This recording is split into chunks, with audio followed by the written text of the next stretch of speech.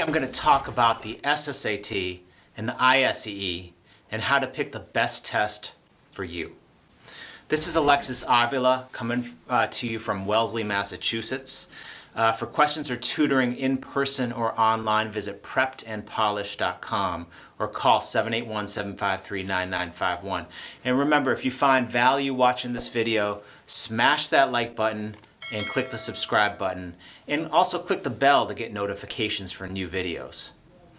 Now, when considering either taking the SSAT or ISEE, it's important to keep in mind what the student is looking to take and what school he or she is applying to. Now, if you want a more detailed breakdown of what the ISEE and SSAT are, their levels and whatnot, we'll be doing videos on breakdowns of each type of test, so watch out for those. However, the question for today is which test is better to take? Now, I'm going to give you a couple of answers to this, and I will say that there is no right or wrong answer here. But it's important to keep in mind what the student wants and what the schools are looking into. I'll use that second point to start us off. So first of all, we need to understand what are the schools students are looking into and what they require. Do they have a preference for either the ISEE or the SSAT? Depending on the grade level that the student is applying to, that might determine whether it's ISEE or SSAT. I would recommend that when you start this journey of taking the SSAT or ISEE, you check in to see what the schools that the student is applying to require or what they suggest or prefer. That's a great starting point. Another thing to keep in mind as to determine which test is the better one to take is what is the test date timeline that the student has. For example, if you're worried about taking the test multiple times, well, the SSAT is a better test to take, as it can be offered many times over the course of the calendar year, especially when we get into the realm of applications, which are typically due in January or February. However, if a student is really good and wants to take it only once, or his schedule only permits it once, then the ISEE with its testing season might lean more in accordance with that schedule. Another thing to keep in mind when thinking about the differences between the SSAT and ISEE is the structure and the pacing. For example, if faster pacing is an issue for you, we want to consider what makes the most sense for time management for each section of the test. Typically, when students have difficulty going through a large amount of questions and not that much time, we occasionally do look at the SSAT for some of those students. As depending on the section of the test, there's a little bit more time for questions than on the ISEE. However, if you're looking at the question amount, sometimes the amount can be overwhelming for a student. For example, the reading section of the SSAT has slightly more questions than the reading section of the ISEE, and the ISEE mathematics achievement section has more questions than one of the individual math sections on the SSAT. So there are pros and cons to either side.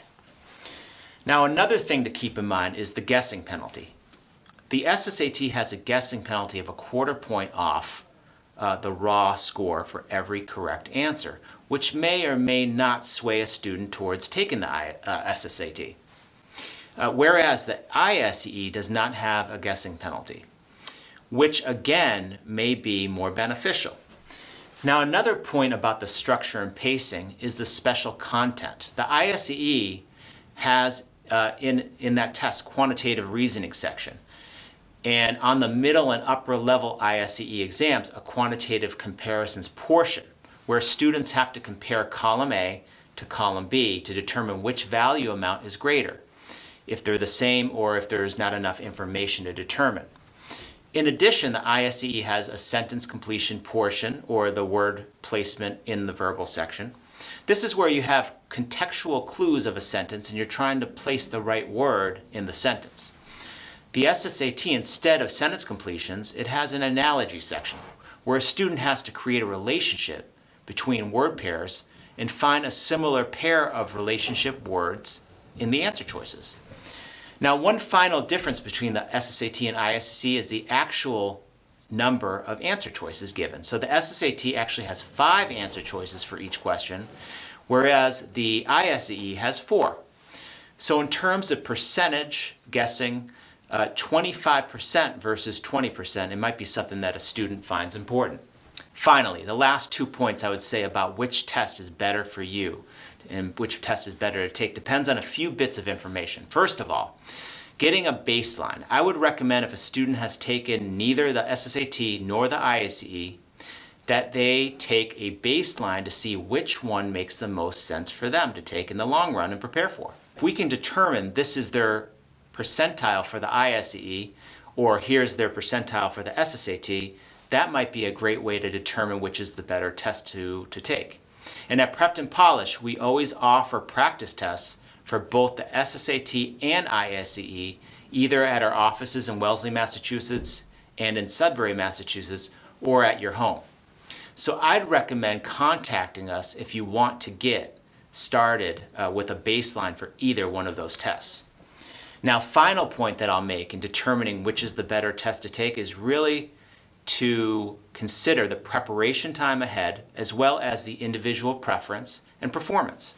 Now, I mentioned if a student is taking a baseline, that might be a good way to determine what the student is better at taking. But also if the student's like, look, I prefer the ISEE, then what we're going to recommend is that the student take the ISEE if their scores coincide with that. Now, we really do recommend considering how much time you have to prepare when taking both tests. So for example, if a student is coming to us in December, has not taken the ISEE or SSAT and wants to take the test multiple times, really the only option is the SSAT, which allows multiple tests, either sometimes over the course of a month or several months. Whereas the ISEE, as I mentioned before, with the testing season is a little bit more restrictive. To wrap up, to determine which test is better to take for you, the ISEE or SSAT, again, I'll refer back to what the student feels most comfortable with. At the end of the day, the student is the one taking the test, in addition to determining where he or she wants to go for school. So knowing what does the school prefer, knowing what does the student prefer, or which test does the student perform best on based on practice tests, those are going to be the major indicators to determine whether SSAT or ISEE is the better test for you to take. And again, please contact us at preppedandpolished.com. We'd be happy to help determine which test is better, as well as review any kind of scores or previous test results that a student has taken to determine which test is best for you. Now, best of luck to you on your private school applications, and I'll talk to you soon.